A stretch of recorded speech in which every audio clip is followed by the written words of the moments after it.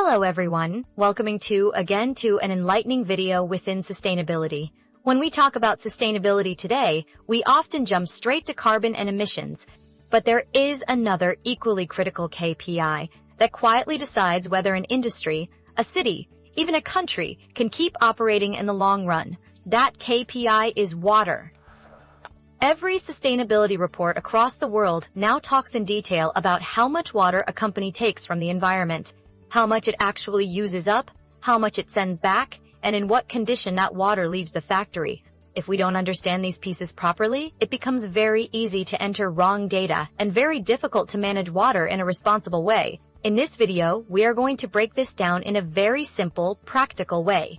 We'll talk about water withdrawal, the water coming into the factory, water consumption, the part that is used up and doesn't come back, water discharge, the water that leaves the site after use, and finally, we'll look at the levels of water treatment, untreated, primary, secondary, and tertiary, so that you not only know where to put the numbers, but also understand what is really happening to the water in your plant. So, let's start from the beginning. When we say water withdrawal, what exactly do we mean? Let's try and understand what is water withdrawal. This information is asked to disclose in various sustainability reports in the environmental section. This makes it essential to understand the actual meaning of this specific question. In simple terms, water withdrawal is the total volume of water taken from all the sources to use in the factory for different purposes during a period. Now let's see some common examples of water withdrawal sources in a factory. Groundwater drawn from a borewell for process and utilities. Other can be municipal water connection used for production and domestic use.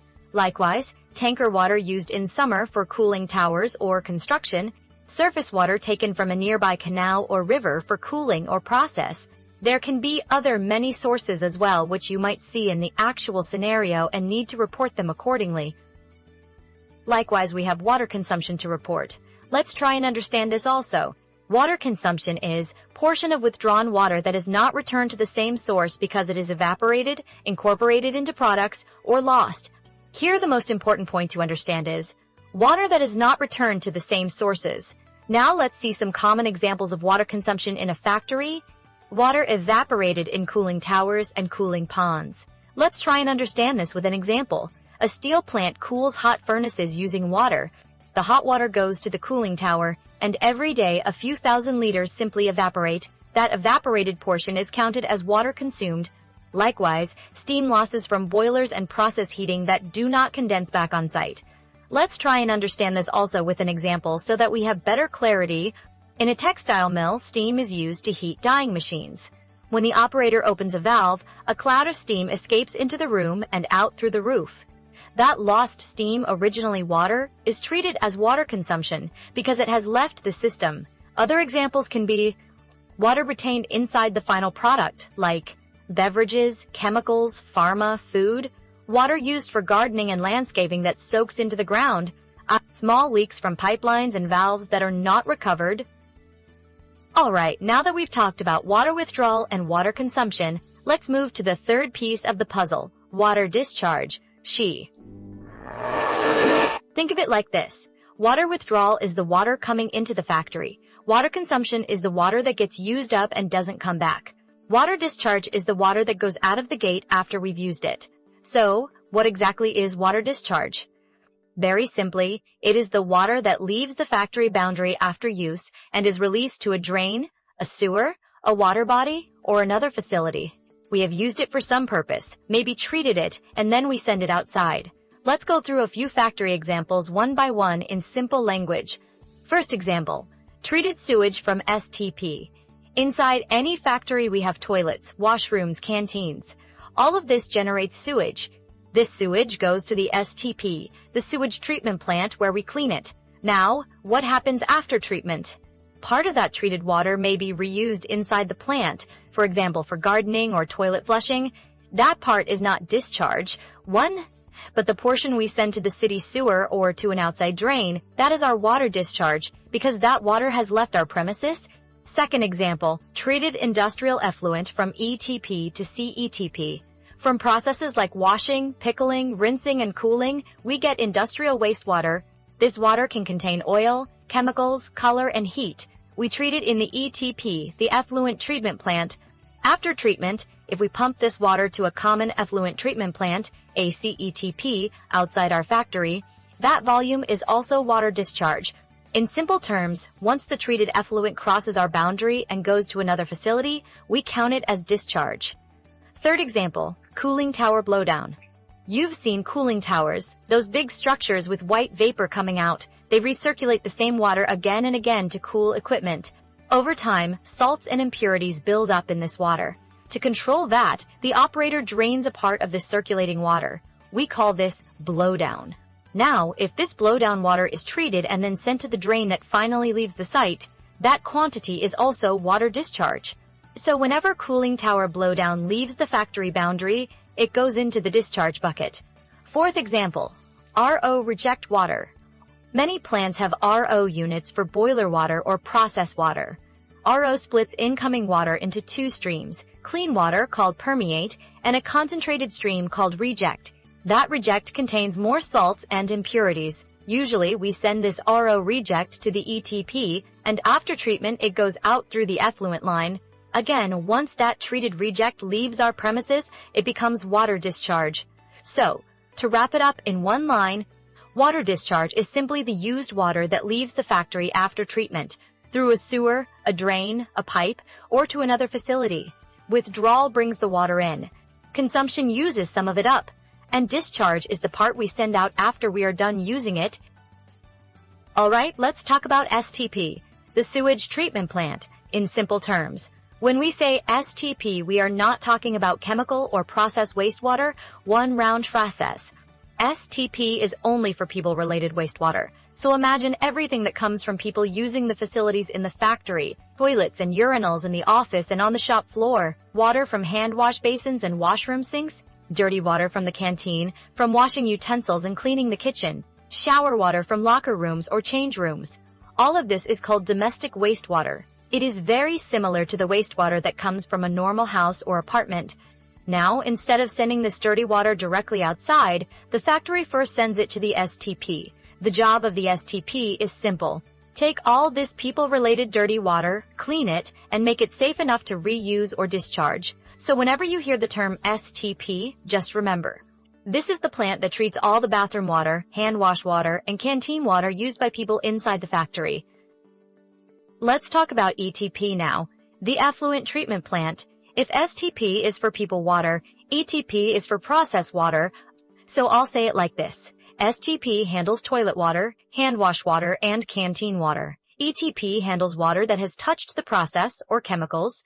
In a factory, wherever we run production, mixing, surface treatment, or maintenance, we create dirty water that is not like normal sewage.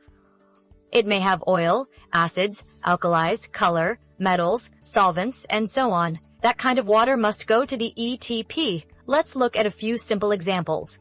When you wash reactors, mixers, or other production equipment, the wash water carries leftover chemicals, color, or product. All that wash water should go to the ETP, RSEX. In plating, painting, coating, or surface treatment, we have a lot of rinse tanks. When we overflow or drain these tanks, the water contains metals, paint, and chemicals. That water goes to the ETP. In the maintenance workshop, when we clean oily floors, wash machine parts, or handle diesel and lubricants, we generate oily wastewater. This is another typical input to the ETP. Think of scrubbers used for air pollution control. They use water to absorb gases or dust from chimneys. After some time, that scrubber water becomes dirty and is bled off as scrubber blowdown. This blowdown water also goes to the ETP. Even simple floor washings from process areas where chemicals are handled should go to the ETP, because that water may contain small amounts of those chemicals. So, in one line, you can remember it like this. Whenever water has touched our process, chemicals, oil, or pollution control equipment, it goes to the ETP, where we treat it before reuse or discharge. That's the basic idea of an effluent treatment plant. Let's talk about a term you'll hear very often in water management, zero liquid discharge, or ZLD. Think of ZLD like this. In a ZLD factory, no liquid wastewater goes out of the gate. We clean it, reuse it again and again, and only the solid waste goes out. So instead of having a pipeline that continuously sends treated water to a drain, river, or CET, P. A ZLD plant tries to keep all the water inside and use it again. Let's walk through how this usually works. First, the industrial wastewater route. All processed wastewater goes to the ETP. From the ETP, the treated water is sent to RO, reverse osmosis. RO gives two streams, a clean water stream and a concentrated reject stream. The clean water goes back into use, for example, as cooling tower makeup or processed water. The reject, which is very salty water, goes to a multiple effect evaporator, or MEEW, where the water is boiled off and condensed again as reusable water. What is left behind after evaporation? Mainly solid salts or sludge, which are then sent out for proper disposal or co-processing. Now the sewage route. Sewage from toilets, washrooms, and the canteen goes to the STP. The treated sewage is reused inside the plant for gardening, toilet flushing, cooling tower makeup, and so on. Again, nothing liquid is discharged outside. So in a true ZLD system, there is no regular outlet pipe sending water to a drain, river, lake, or CETP. Only solid waste, salts, dried sludge, filter cake, leaves the factory for disposal. You can remember it in one simple sentence.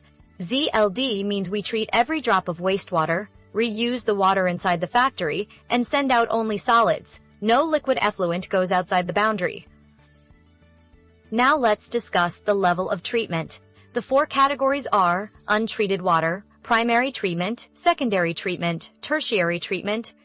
Let's review them one by one in detail. Let's start with the simplest level, untreated water. When we say untreated water, we mean dirty water that leaves the factory without passing through any treatment system. No STP, no ETP, no filter, no settling tank, nothing. It comes straight from the source and goes out to a drain inside the premises, the municipal sewer, a CETP, or sometimes even a nearby water body. Think of an example in a factory. You have cooling tower blowdown, or some processed wash water. Instead of sending it first to the ETP or STP, someone has connected the pipe directly to the drain that leaves the plant. In that case, whatever is in that water, heat, chemicals, oil, color, dirt, all of it goes out exactly as it is.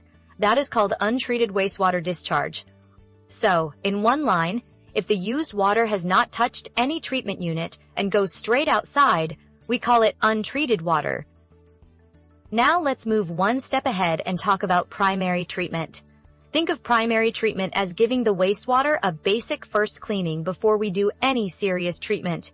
What happens in primary treatment? We are mainly trying to remove the things that are big, like plastic pieces, cloth and paper, heavy, like sand, grit, and metal particles, and oily, oil and grease that float on top. So we use very simple methods like screens, which act like big filters that stop rags, plastic, and paper. Grit chambers, where heavy sand and small stones settle at the bottom, oil and grease traps, where oil floats on top and can be skimmed off, and sedimentation tanks, where heavier solids slowly settle down. After this step, the water may still be dirty, but a lot of the visible junk is removed. Let's take a couple of factory examples. Before the ETP, we often have a screen and a grit chamber. These remove plastic pieces, cloth, and sand so that they don't choke pumps and pipes in the ETP. That is primary treatment. In a maintenance workshop, oily water from washing parts goes to an oil and grease trap. The oil floats on top, we remove it, and the relatively clearer water moves ahead. That trap is also part of primary treatment. So, in simple words, primary treatment is the first basic cleaning step where we take out the big solids, sand and oil from wastewater before we send it to biological or advanced treatment. Secondary treatment. Now let's move to the next level called secondary treatment. If primary treatment is like rough cleaning, secondary treatment is like deep cleaning of the wastewater. By the time water reaches secondary treatment, we have already removed big solids, sand, rags, and most of the oil. But the water still has a lot of dissolved and fine organic matter, things you can't see, but which make the water dirty and high in BOD and COD and COD. Here we take help from our best workers, microorganisms, or you can simply think of them as good bacteria. These bacteria live in the treatment tanks and eat the organic pollution present in the water. In most factories, this happens in units like aeration tanks, biological reactors, trickling filters, MBBR or SBR tanks. You might have seen big tanks with air bubbles coming from the bottom. That is usually the aeration tank. The air is supplied so that the bacteria get enough oxygen and can stay active and healthy. The basic idea is simple. Each dapt, we ol, each hive, oth we, orge hive. We mix the wastewater with a large number of these good bacteria. They use the organic matter in the water as their food. As they eat, the pollution level in the water drops, R. After that, we send the water to a settling tank, often called a secondary clarifier, where the bacteria and solids settle at the bottom as sludge. The clearer water at the top then moves ahead for further treatment or discharge. Now, let's connect this to a couple of factory examples. In an ETP treating process effluent, you will usually find an aeration tank followed by a secondary clarifier. The aeration tank is where the biological treatment happens, and the clarifier is where the biomass settles. Together, this forms the secondary treatment stage. In the case of sewage from toilets and canteen, a biological STP does the same job. You might hear names like ASP, MBBR, or SBR. These are just different designs of biological systems, but the principle is the same. Use microorganisms to remove dissolved organic pollution from the sewage. So, in simple words, you can remember it like this. Primary treatment removes the big and visible dirt. Secondary treatment uses bacteria to remove the invisible organic dirt and make the water much cleaner. Tertiary treatment. Now let's talk about the last step in the treatment chain, called tertiary treatment. You can think of it like this. Primary treatment is rough cleaning, secondary treatment is deep cleaning, and tertiary treatment is polishing the water. By the time water reaches tertiary treatment, most of the big solids and most of the organic pollution are already removed.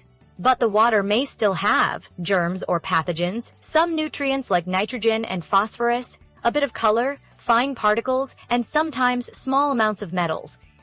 Tertiary treatment is used when we want the water to be very clean, either for reuse inside the factory or for discharge into a sensitive environment. What kind of processes are used here? We commonly see sand filters to remove fine suspended solids, activated carbon filters to remove color, and some dissolved organics, RTADs, ultrafiltration in some advanced plants, and then disinfection using chlorine, UV light, or ozone to kill germs. In some cases, we even use reverse osmosis, or RO, to remove dissolved salts and get very high-quality water. Let's connect this to factory examples so it becomes easier to remember. First example, you have an ETP treating process effluent. After secondary treatment, the water looks clear and meets basic norms, but you want to reuse it in the cooling tower. So you pass this treated ETP outlet through a sand filter, then through an activated carbon filter, and finally you add chlorine or use some other disinfection step. Now the water is much better polished and safer for reuse in cooling towers.